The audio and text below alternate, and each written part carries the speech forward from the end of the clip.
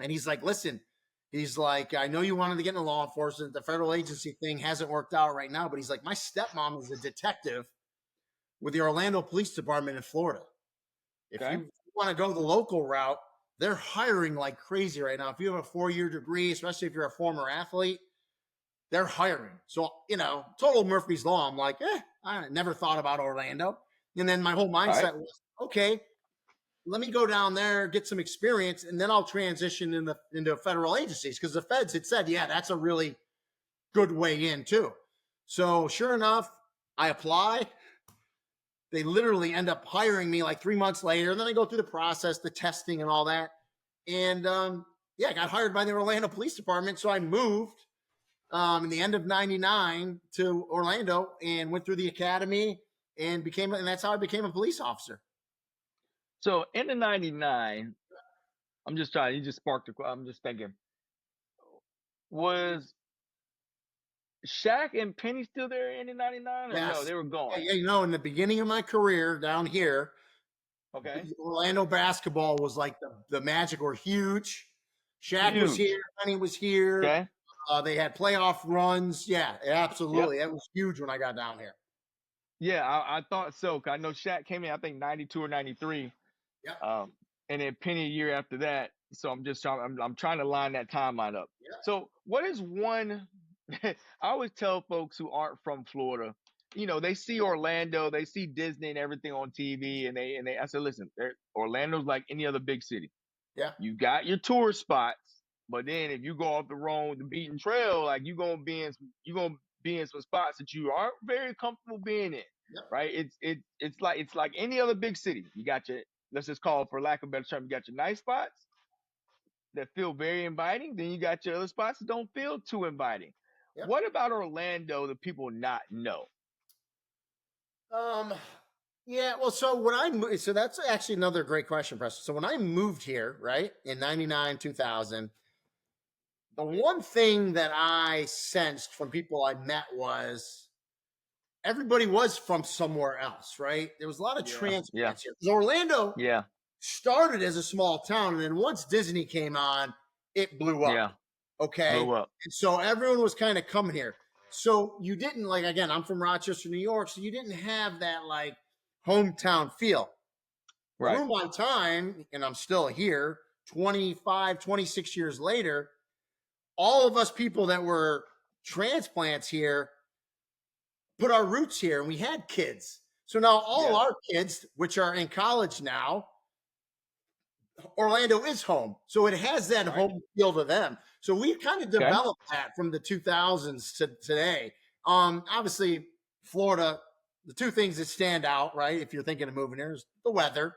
Now, being from Western New York, I never, ever thought I would bitch about the heat. But, I mean, when we get into the summer, we'll have like 62 straight days of like 95 plus degrees. But I always tell people this, Preston, you don't have to shovel the heat. Just get in the AC and get away from it. So the winters are great, and the weather's great here. And then obviously there's no state income tax in Florida. So that's always, that's very appealing. And so I love Florida. It's my home now. A lot of my family have moved here or have a home in New York and or here. So I love it. But, to your other point too, being a police officer, when I started out, the majority of my career, I was a detective, a violent crimes detective. But in the beginning, I rode in a police car. I mean, that's how you learn. You're a patrol officer. Yeah. I worked midnight patrols in a lot of those neighborhoods you talked about. And I tell people all the time, and you already hit on it, I don't care what city in the nation you're in. Yep. There's a tough area where I could blindfold you and I could pluck you in South Bend, Indiana.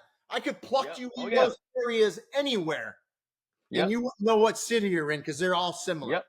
Okay. And every city has it. It's funny because when I first came on in the late 90s, remember the episode, the show Cops was like a huge hit. That's like one of the first like big time reality shows. And Cops always wanted to come to Orlando. The city and Disney would not allow that. Because what did Cops do? It kind of showed the bad side of your city. What's going on. Correct. And they're like, You can't let Correct. people know this stuff goes on in Orlando. We got to keep it like Hell no. Disney and Universal friendly. But every city fights crime in areas. It's Yep. just not, no city's immune from it. Dude, you see Notre Dame on TV, you see the Golden Dome and the university, it looks fabulous. You go 2 lights off campus south, you're like, oh shit. I'm in it. Yeah. Yeah. You're in it. Hey, so interesting question. So here you go.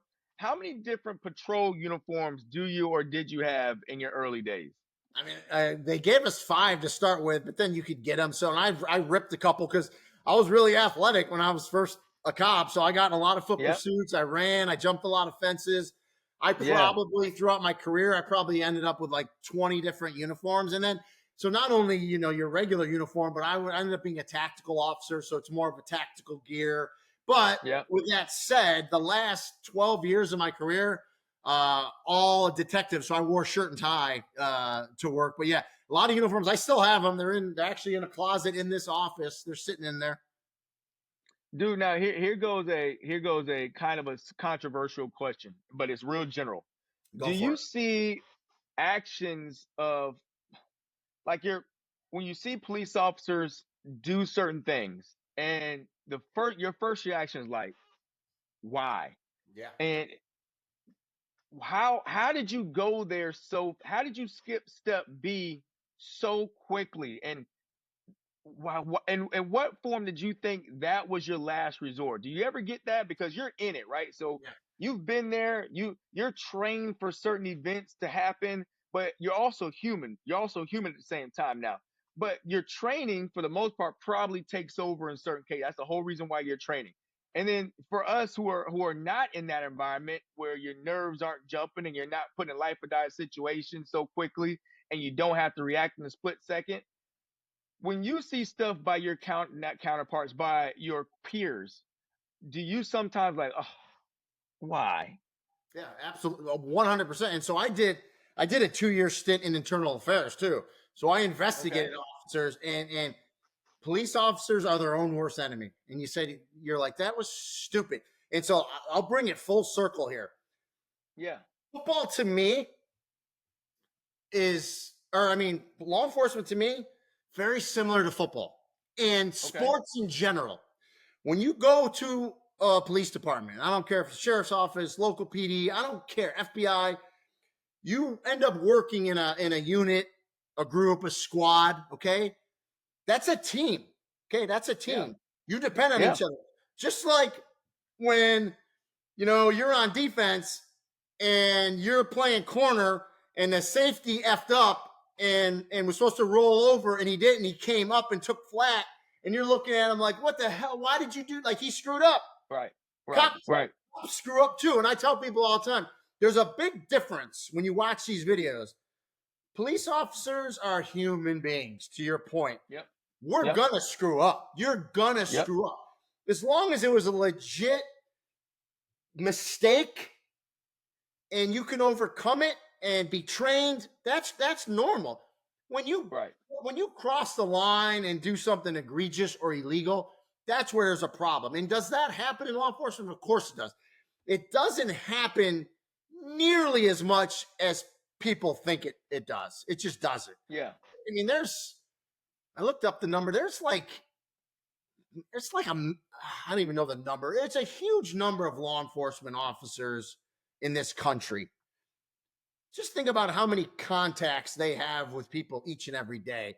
And you see a minute fraction because of social media things. But back to your point, we are no, and I tell people this all the time. Hey, even in my travels now with ESPN and so forth, people find out I was a police officer. So everyone has a cop story. They want to say, hey, I got pulled over and this would happen. So people will tell me a story and I'll say, hey, what do you do for a living? They'll say, I work in a dentist office. I go, all right. Mm-hmm. You work with any jerks? Anyone rub you the wrong way? I don't care what profession it is. Oh yeah, so-and-so's kind of a jerk. Yep. Well, cops are the same way, man. They're normal people. I go, I work with cops who would give their own mom a ticket. I'm not Yeah. like that, but that's how they are. And I said, so you run into that, right? In law enforcement is a microcosm of society. But that is why I love it when law enforcement agencies put a push out to recruit athletes, because I just think it's a no-brainer. And for me too, like I always wanted to be a cop, but when I got done playing, I'm thinking like, okay, what the hell can I do that's kind of energetic and fun? No, it's dangerous too, but like, you know, you got to work out to be. There's a lot of stuff you need to do to be a good cop. Okay, Right. and working out's one of them. And so I love it when they have when recruiting departments go, especially football players. And to your other point, the tough areas that we know, that we played with a lot of people that grew up in tough areas that really know the ins and outs.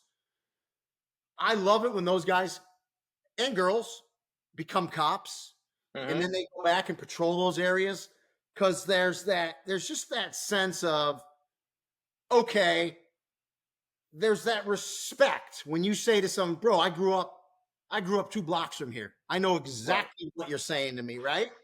Right. Well, you take me, a middle-class white guy from suburbia, and you put us in certain areas. A guy like me, I earned my respect in those areas by how I treated people, and they got to know me. A lot of cops, they don't have the ability to do that, right? Gotcha. And that's where I think when you bring that diversity into law enforcement, and people go back to their neighborhoods, it's almost akin to Preston, where you got a DB coach that was an All-American at Notre Dame, and then he went on and played 9 years in the NFL. You're probably going to listen to him a little bit more in your meeting room than, say, a guy that was maybe a good coach. It's a good coach, good dude, but he didn't do it. He didn't play it. Right. I've always said that, because there's a lot of coaches out there that came up through like the intern ranks and never were really players. And it doesn't mean they're bad coaches. There's a lot of great coaches that never played. Yep. There's always something a little different, respect-wise, about when a coach tells you to do something when you know he did this too. He's not going to ask me to do something that he didn't do himself.